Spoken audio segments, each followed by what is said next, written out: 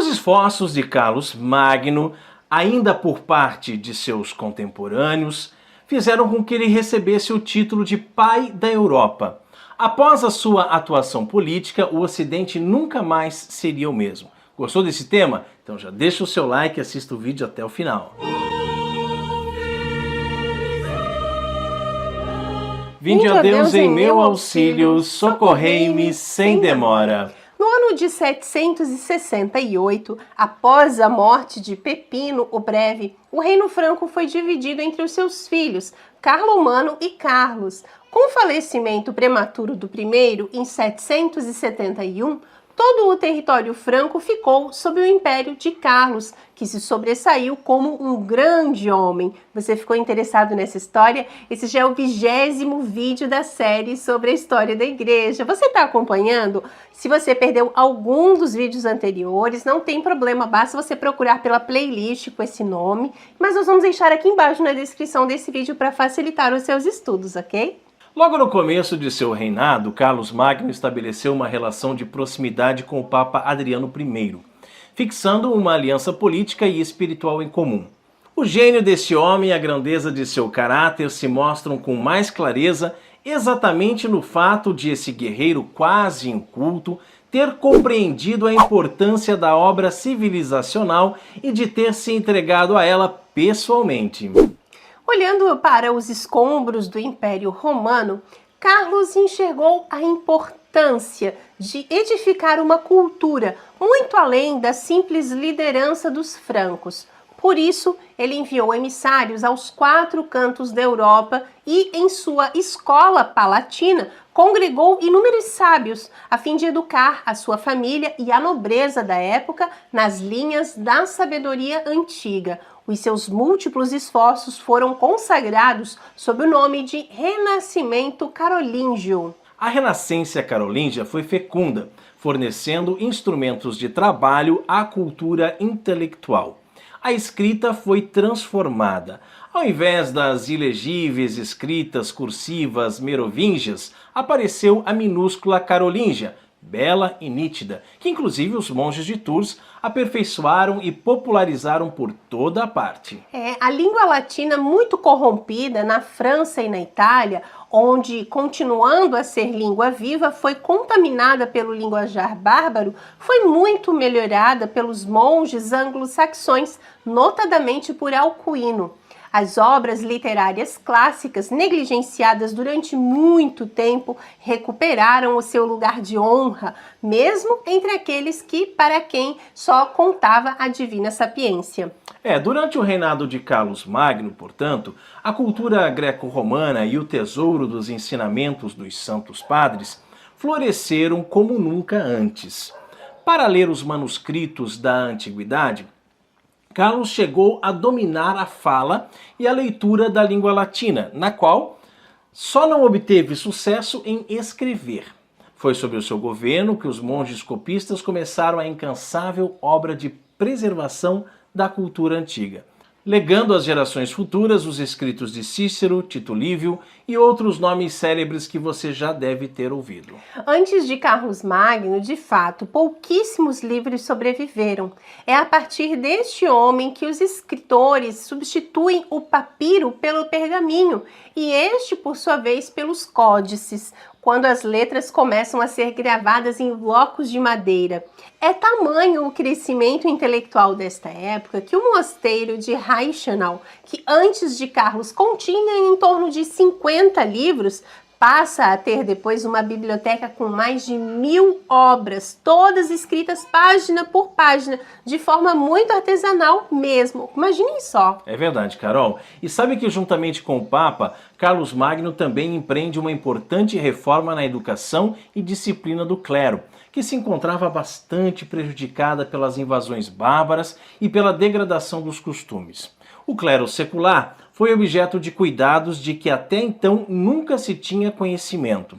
A igreja passou a exigir não só costumes puros, como também um mínimo de conhecimentos. O bispo ou o seu delegado tinha a obrigação de investigar periodicamente, por meio de exames orais, se os padres tinham noções suficientes de latim, de dogma e de liturgia.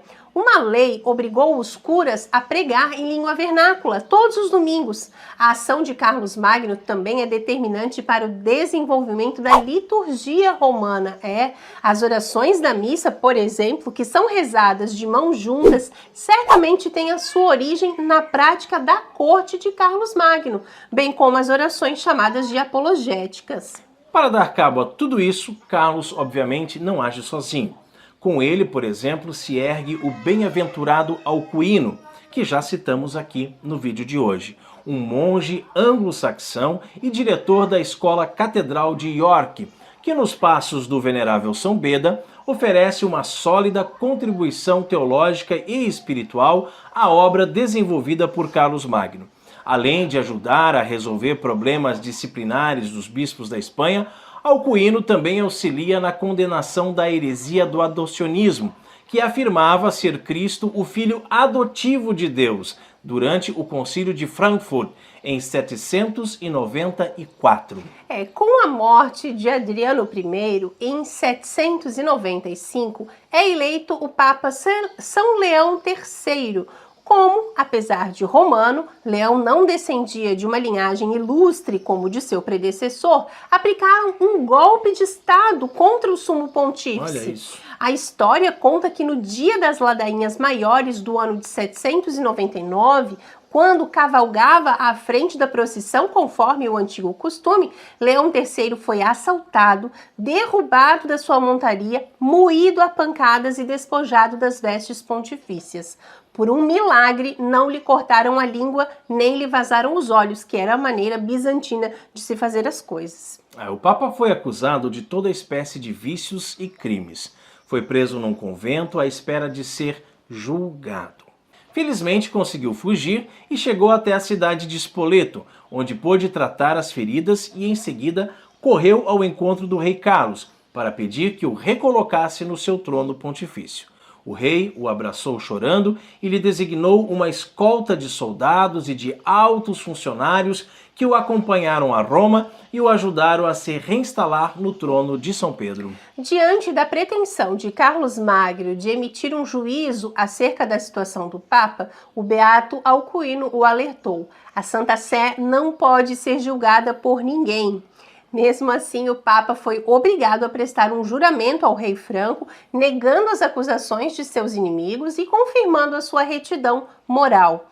Nesse tempo, foi firmada uma relação muito íntima entre o papado e Carlos Magno, a ponto de o sumo pontífice lhe devotar um amor declarado, que culminou com a sua coroação, no Natal do ano 800, como imperador romano. É importante ressaltar também que com a queda do Império Romano do Ocidente em 476, a sede do governo romano se encontrava em Constantinopla. A coroação de Carlos Magno como chefe de todo o Império, portanto, acirrou ainda mais as relações entre Roma e o Oriente, como veremos mais adiante. Apesar de essa realidade durar pouco tempo, com a divisão dos territórios entre os filhos de Carlos e a invasão dos vikings, o império se dissolverá mais uma vez. Historicamente, terá uma grande repercussão, especialmente quando a unidade se restabelecer por meio do Sacro Império Romano Germânico. Glória ao Pai, ao Filho e ao Espírito Santo, assim como era no princípio, agora e sempre, por todos os séculos dos séculos. Amém.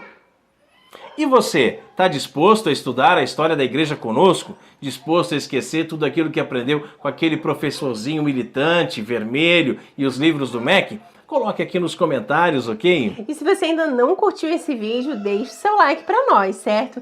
E também compartilhe com os seus amigos nas redes sociais, manda aí no WhatsApp, grupos de WhatsApp, Telegram, enfim, isso nos ajuda e muito a evangelizar. E se você ainda não é inscrito em nosso canal, se inscreva para continuar recebendo os nossos vídeos, não perca seu tempo, né? E clica lá no sininho para receber todas as nossas atualizações, pois assim você não nos perde de vista. E agora você pode receber conteúdos exclusivos aqui do canal e participar de sorteios incríveis apenas para os membros. Você quer se tornar um membro também? Eu sei que quer. Basta você clicar aqui no botão Seja Membro, está aqui embaixo do vídeo, para conhecer os benefícios e se inscrever no Clube de Membros do Apostolado Católico da família Raimann. Que Deus lhe recompense sempre em dobro. Salve Maria!